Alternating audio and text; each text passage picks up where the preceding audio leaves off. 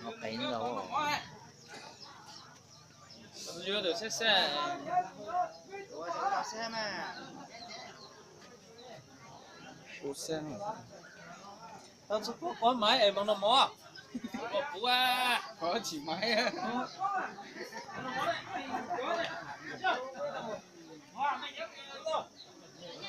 Không biết nữa mà lên. Ok.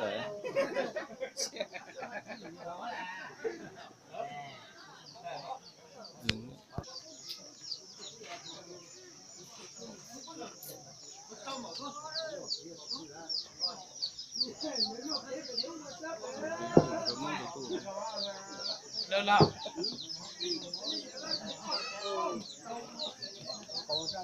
Đi chưa? Mình thôi nữa.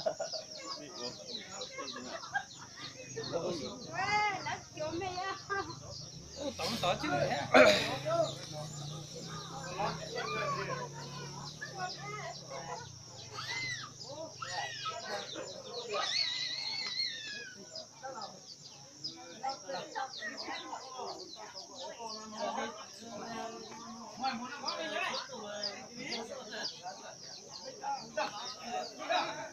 Mạnh quay không?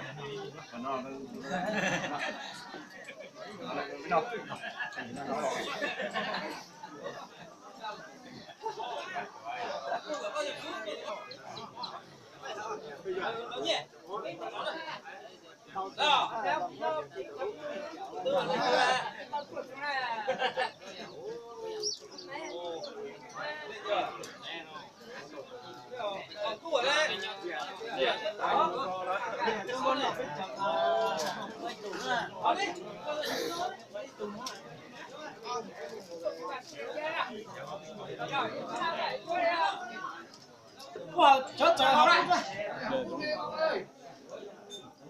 Này cháu có coi là chị nghĩ là gì đấy.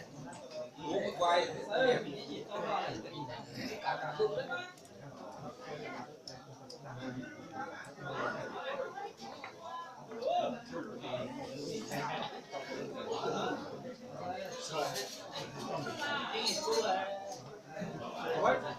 Cái kho sắt dầu đấy.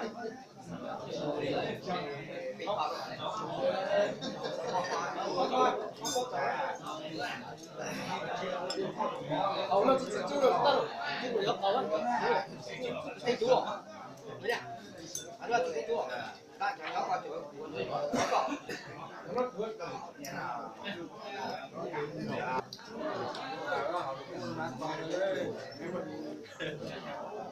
Chú của nó còn chủ thói lại.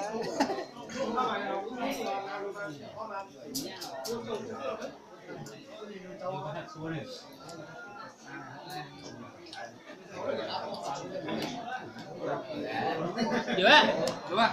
Đúng luôn à?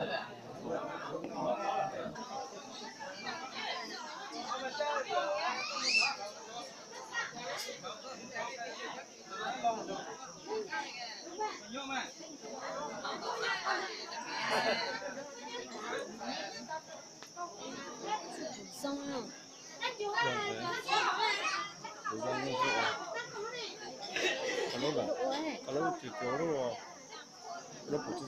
Cô nè. ăn đồ chú giống ấy, làm sao biết đồ chú giống ấy. Nó xí ra này nữa. Chí này hả? Chi này.